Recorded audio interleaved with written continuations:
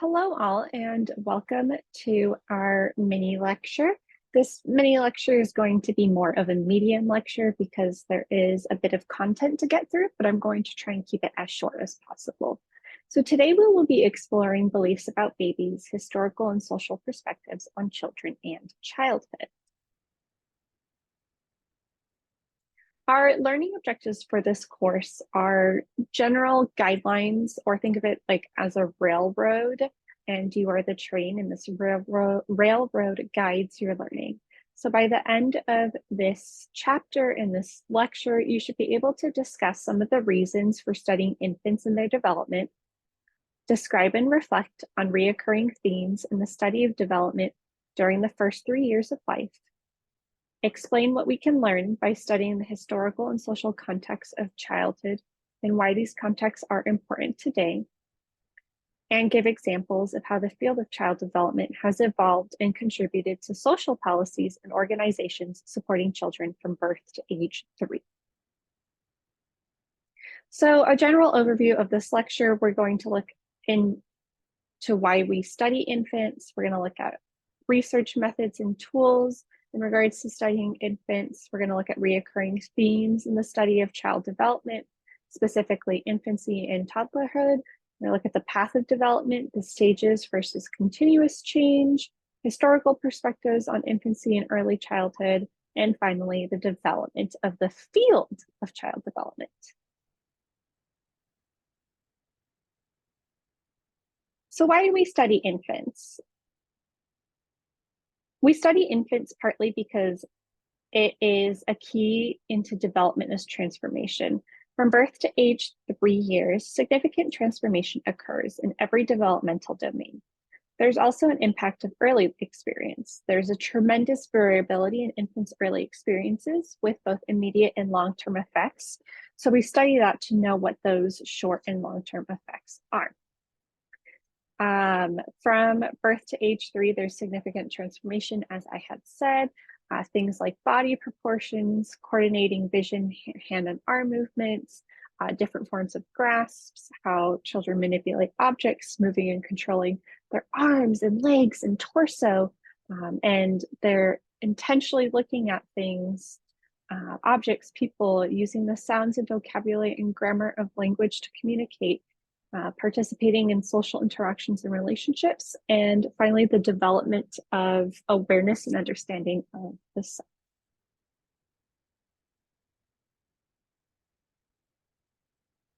So I kind of alluded to this earlier, but there's tremendous variability in infants' early learning experiences with both immediate and long-term effects.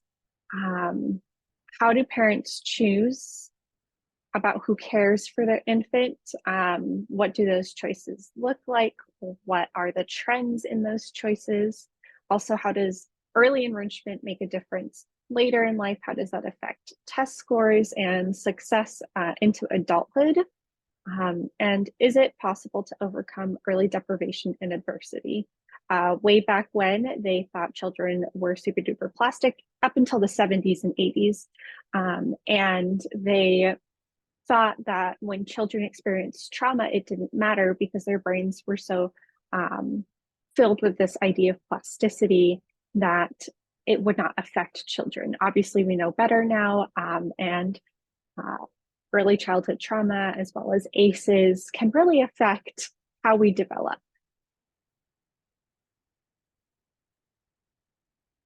So now we're moving on to research methods and tools. There are many approaches for studying development from birth to age 3. There's the where, the how and when, the what, the who, and there's also new insights about prenatal development, genetics, and the brain. Some of those new insights include ultrasound images before birth, genetic screening, brain imaging technology, which is all getting better and better by the day. I know back when in the 90s, there were 2D ultrasounds, and now there's 3D ultrasounds, and it's only getting better and better.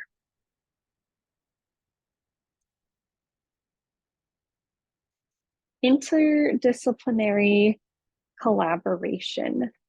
Some of the fields collaborating to study infant development are psychology, early childhood education, healthcare, public care, or public health, public policy, and social work. There are many other fields that collaborate in the study of child development, and some examples include translating research about harmful effects of lead exposure into public policies to eliminate sources of lead in children's environments. So to this, I ask you, what are some other examples of interdisciplinary collaborations that you can think of?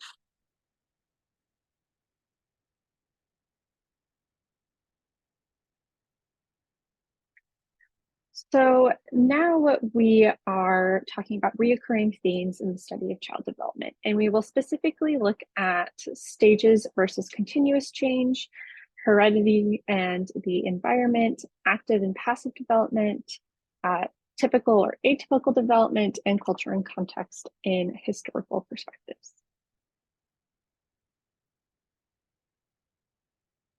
Oop, this is not moving. Okay, there we go. So the first thing we're going to look at are stages versus continuous change. The stages view of development emphasizes qualitative change. So for example, in Piaget's cognitive theory, the sensory motor intelligence is qualitatively different from the pre-operational intelligence. So it's just theories that contain stages of development. Other views emphasize continuity and focus on quantitative change. So for example, according to the studies of attention, which we'll look at in chapter 8, babies become more faster and more efficient at visually scanning objects and controlling eye movements. And this is a continuous change instead of happening at a stage.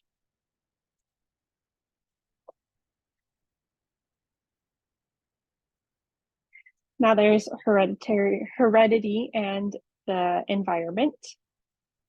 So researchers today recognize that even some pre-wired aspects of development are influenced by experience, and that genes interact with each other and the environment through the process of epigenesis.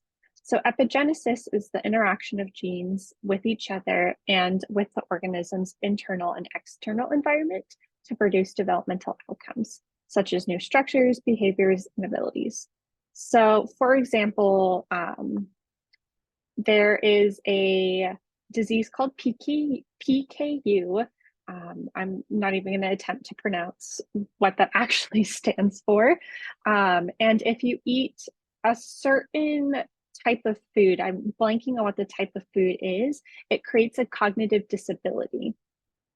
So if you restrict that food from your diet, so you never eat that food, then you will not have or develop cognitive disabilities.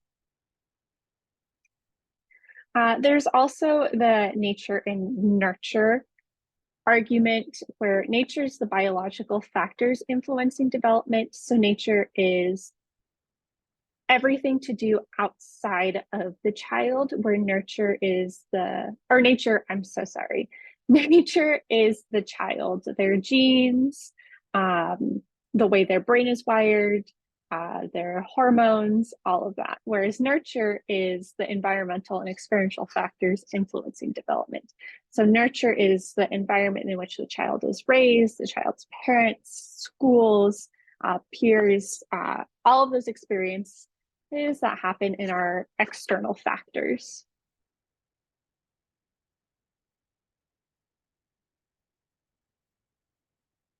We also have this idea of active versus passive development. Formal theories about child development are usually about particular developmental domains, specific areas of ability or experience. Contemporary theories recognize infants' surprisingly sophisticated capabilities in domains such as perception, cognition, language, memory, relationships, and emotions. Many empirical studies focus on infants' own actions as well as the actions of caregivers.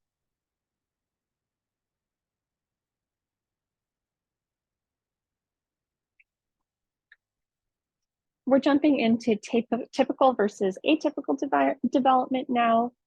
Infants develop at different rates across developmental domains. So an infant can excel physically where cognitively maybe they're a little bit behind.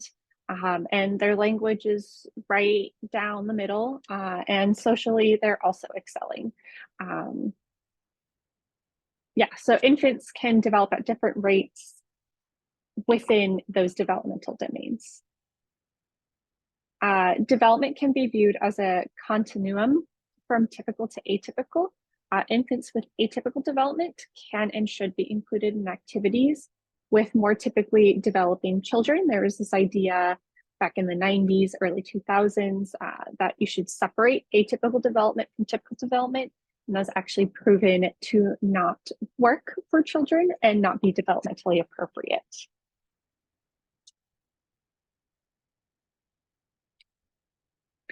And finally, for our recurring themes, we have culture and context and historical perspective. Awareness of contemporary culture context and ethnic diversity is essential for understanding infant development. That's that whole idea of culturally responsive care and culturally responsive teaching. A historical perspective sheds light on structural and systemic issues that have influenced families and child development across generations.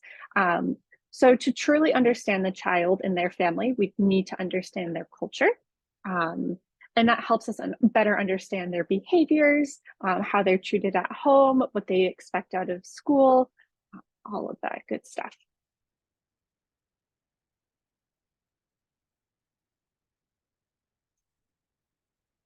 So now moving on to studying children in childhood with a historical lens. There's literary evidence, which comes from parents' diaries and letters, child rearing advice and children's books. There's also quantitative archival evidence, which is census data, tax records, legislative and court records, things along those lines, and material culture, toys, clothing, furniture, works of art, etc. We're jumping into historical perspectives on infancy and early childhood now. Despite social and technological changes, there is also continuity in parent-child relationships over time. We're actually going to look at that in our assigned reading in Blackboard, the article that I chose for us to read. So views on childhood. Historical perspectives from ancient Greece and Rome through the 20th century reflect diverse and changing views of children. Even within the last 100 years, our views on children have changed dramatically.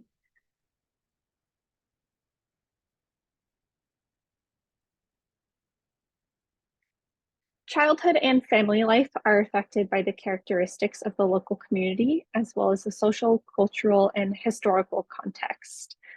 So what I was saying earlier about being culturally responsive and knowing about that child's background and their culture, because it affects how the child behaves, it affects the child's actions, it affects what the child knows and does not know. So family life is very important to that. Also, during the 20th century, parents increasingly turned to professionals with expertise in child development to provide guidance and answer questions about child rearing, which is kind of the infancy of the development of child development.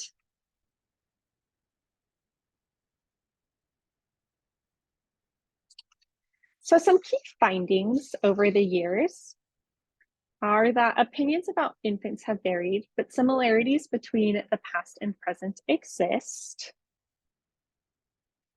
Sentimental views of childhood and motherhood grew popular in the 19th century, but were not inclusive of all mothers. Scientific views and guidance from professionals emerged and became more prominent. During the progressive movement, it sought out to protect children and counteract the negative influence of the adult world, which is also when we saw the incorporation of public schools here in the US and the requirement of children attending public schools in the US. And then child-centered approaches were promoted in the 20th century, but not for all children and families. It depends on the culture. Like I said, we should view things with a culturally competent lens. There are many cultures that value the family over the child, and that is beautiful and a-okay. More parents appreciate the importance of their children's first 3 years nowadays, especially with research saying that the first 5 years are the most important for the child's brain, because that is when the brain is doing the most growing and creating the most connections and also losing the most connections.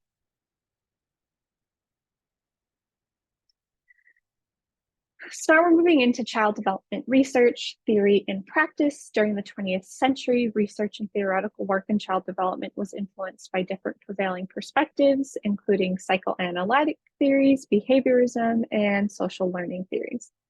Key figures in the history of child development include Stanley Hall, Montessori, John Watson, Arnold Gessel, Anna Freud, as well as Sigmund Freud, but that was big back, Margaret Mahler, Myrtle McGraw, John Bowlby, Mary Ainsworth. There's also Piaget, Vygotsky, Skinner, and the list goes on and on. Additionally, so a little bit more about these people. G. Stanley Hall introduced scientific approaches to the study of children or child development in the United States. Montessori described qualitative differences between the unconscious learning of infants and toddlers and the more conscious and self-corrected activities of children older than 3. Watson is known for behavior studies of children, including the case of little Albert. Gessel conducted rigorous and innovative studies of early physical growth and motor development. Freud outlined a psychoanalytic theory of infants' progress from initial complete dependency on the mother to a more mature capacity for self-reliance and coordination with others. Mahler developed a psychoanalytic theory about the infant-mother relationship and the separation individuation process. Similar to attachment. Myrtle McGraw studied the influence of experience on infants' motor development. Bowlby and Ainsworth are coined or termed like the parents of attachment. They developed a theory on infant caregiver attachment. And that is all for these guys and ladies. So the development of the field of child development, now obviously there's a ginormous field of child development. You're studying it. With that comes child development organizations, the most popular probably being the NAEYC, NIAC, NACI, however you say it. I do recommend at least looking at their articles, signing up for emails from them. You don't have to pay for a membership, but I do recommend just seeing what they have to say. There's also the Society for Research in Child Development, International Congress of Infant Studies, National Black Child Development Institute, the 0 to 3. There's Child Trends, National Indian Child Welfare Association, National Indian Child Care Association, Center on the Developing Child by Harvard, and National Research Center on Hispanic Children and Families. I encourage you to visit these websites, specifically the NAEYC 0 to 3 and the Center on Developing Child. They have the most general information. Also, the Society for Research in Child Development.